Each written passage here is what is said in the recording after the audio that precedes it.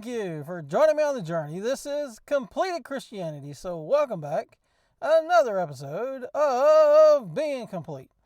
And so today is first day sun worship, and we shall continue on with our discussion about Simon Magus. And today, in this one, we're going to see another person introduced to this narrative, to this story, to this account. And so here, this quote from Dictionary of Christian Biographies, Irenaeus states that Simon taught that the Jewish prophecies, the Old Testament, were inspired by the creator angels, and he had claimed that he had created these creator angels, but not just he himself. Okay, were inspired by the creator angels. Therefore, those who had hope in him and Helen. So Helen gets introduced to this narrative, and so Helen was his female counterpart, because remember, Simon, he was a Samaritan. The Samaritans, they twisted the belief, the scripture, with the Babylonian traditions. And Simon, he was basically a Babylonian priest. And so you have this twisting, blending, and mixing. And so in the pagan cultures, when you have a male deity, you also have a female counterpart. And so he's bringing this into his faith, his religion. He's being worshipped as a god, so therefore he must have a female counterpart. And so this Helen, he claimed that he created her, that she was the first conception of his mind in the beginning, in creation, and they're just inhabiting these bodies. And so Helen, he travels around with her, and he claims these creator angels that he created them through her. She was the first conception of his mind, his first thought, and thus through her these creator angels were created, as he claimed. And so those who had hope in him and Helen need not attend to them, meaning the Old Testament. So need not attend to them, but freely do as they would. Just like in Satanism today, do as thou wilt shall be the whole of the law. Come from Aleister Crowley. Do as thou wilt shall be the whole of the law. This was the origin, at least, in the faith once delivered through Messiah. So, freely do as they would, for that men should be saved according to his grace, Simon's grace, and not by any intrinsic quality of their own, but by the accident of these being ordered by these creator angels who had merely wished to enslave those who heard them. So he created these creator angels. They turned against him. They enslaved people in bodies of flesh, because this is Gnosticism, these divine sparks out here, and these creator angels, Yahweh being one of them, he enslaved these divine sparks in bodies of flesh. That's Gnosticism. Part thereof, in its more raw form. So Simon was, this from Ecclesiastical History by Eusebius. Simon was the author of all heresy. From his time down to the present, those who have followed him, so those who have followed his heresy, the Simonians, those who have followed his heresy, have feigned the sober philosophy of the Christians, as Eusebius terms this. And so he's saying that they're pretending to be what they're not. Okay, they're infiltrating. Okay, they feign the sober philosophy of the Christians, which is celebrated among all on account of purity of life, but they, the Simonians, nevertheless, have embraced again the superstitions of idols, which they seemed ostentatiously to have renounced. So, on one hand, they kept with the pagan idolatry, but they seemed on the surface to have renounced it. And they fall down before pictures and images of Simon himself and of the above mentioned Helen. So, Helen, who was with him, and that is the images of Jupiter and Minerva. They fell down before images of Jupiter and Minerva, believing them to be Simon and Helen, same entities. And they venture to worship them with incense, sacrifices, and libations. So they're actually making sacrifices to the images, to Simon and Helen.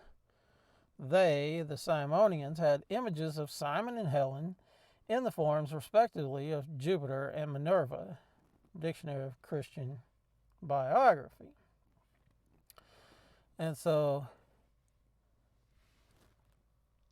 this by Jacques Lacartière, he brings in the concept of the mother of the universe, which eventually developed into Mary worship. Two features characterize Simon's life and his teaching. He travels the roads in company of a woman called Helen, a former prostitute whom he found in a brothel in Tyre. And so, yes, she's a prostitute. He finds her in a brothel. He claims that, then he, as I think this goes on to say, that he basically saves her. He gives her salvation from the life that she's living, the life that she has to live. And he claims that, she's pre-existent, that she moves from body to body to body throughout the ages. So, two features characterize Simon's life and teaching. He travels the roads in the company of a woman called Helen, a former prostitute whom found her brothel in Tyre, and he declares by turns that he is the sun and Helen is the moon, that he is Zeus and she Athena, and that he is the supreme power and she is the Ennoia or Sophia, wisdom descended from the heavens, the mother of the universe. She is the creator of all things. So this is how twisted this goes, how twisted everything became that fast. And it's so twisted because it's just a mingling of the paganism that already existed at the time. And so the Father and Mother of the universe tramp the roads, preach, convert, and the Acts of the Apostles attest, and as the Acts of the Apostles attest, amaze the crowds by the miracles and prodigious feats they perform. This takes place exactly 17 years after the death of the Messiah. So, as we move on, this from Irenaeus, she, Helena, was the first conception of his mind, the mother of all things. So remember that, mother of all things, by whom in the beginning she conceived the thought of making the angels and archangels. So yeah, she made the angels and the archangels, or made them through her.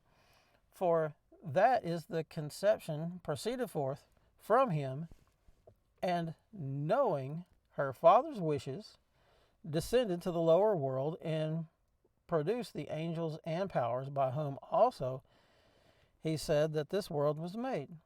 But after she had produced them, she was detained by them through envy and confined in a human body for ages, passed into other female bodies.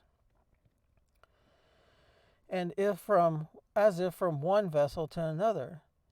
Simon also said that she was that Helen from on account of whom the Trojan War was fought. So Helen of Troy, who the Trojan War was fought. That after passing from one body to another and constantly meeting with insult, at last she became a public prostitute, and that she was the, quote, lost sheep. On this account he had come, that he might first of all reclaim her and free her from her chains, and then give salvation to men through the knowledge of himself. So through the knowledge of himself, Simon, that he would give men salvation. The same story is told by Hippolytus, Tertullian, Epiphanius, Philaster, and Theodoret. So, in this, we have where she's treated here according to these sources. Simon treated her as the mother of the universe, the mother of all. And so,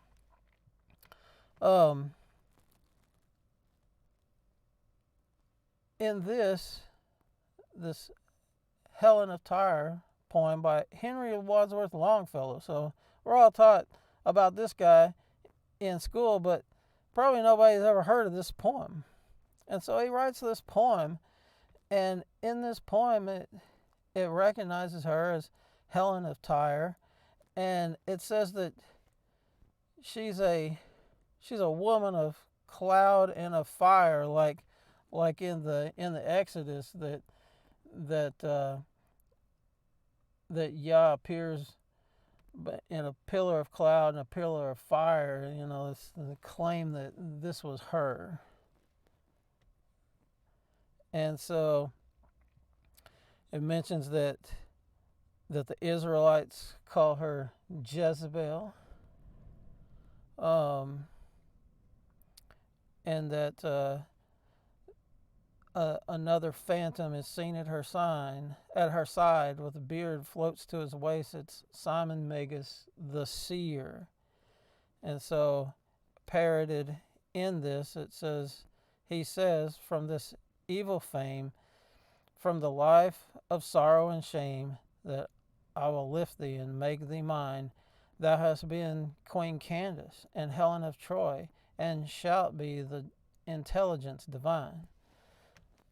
So, parroting what we read before, that she is pre-existent.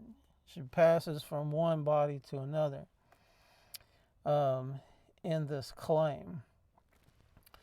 And so, this idea of mother of all, you don't get this from the scripture. The apostles never even mention Mary. And so, in Catholic tradition, she's so important. I mean, you can't, if you don't believe that in all these Marian doctrines that they have, that you're a heretic. And so in Catholicism, they claim that Mary is the mother of all. And so this is this female counterpart being introduced. And so from this corrupted and counterfeited line through Simon Magus and through Helen, it introduced into the faith this idea of a female counterpart. It doesn't exist in Scripture. The apostles never mentioned anything as such, and they try and skirt around that by saying, "Oh, well, there was this oral tradition," and well, no, there wasn't, because the Scripture says that they've given us all for life and righteousness. There wasn't anything else. Okay, the scripture is complete. It's not lacking. And if you want to say, oh, well, it was handed down by tradition, well, you can make up anything. And they do. You know, the Catholic Church continues to make up doctrines, particularly Marian doctrines, and even that she was assumed into heaven. And this doctrine was, never outlined until recent times in the 20th century. And they just continue to muddy the water and make up stuff. And so, let's see. What do we got here? In this article, we have here some about Pope Francis, and have some statements here. And the Pope, he says, I really like to invoke Our Lady in this aspect. Our Lady in haste, who always gets things done quickly and never keeps us waiting, because she is the mother of all. And so this mother of all, it doesn't come from the apostles. It comes from Simon Magus. Psalm 89:34, my covenant I will not break, nor alter the word that has gone out of my lips. If you like the video, give us a thumbs up. Comment down below. Comments of opposition are welcome. Just don't say anything dumb like we're not under the law or the grace, because you've been taught to use that verse outside of the bounds of its intended context. Subscribe now. Smash that subscribe button and ring that bell so that you get notifications of all future videos.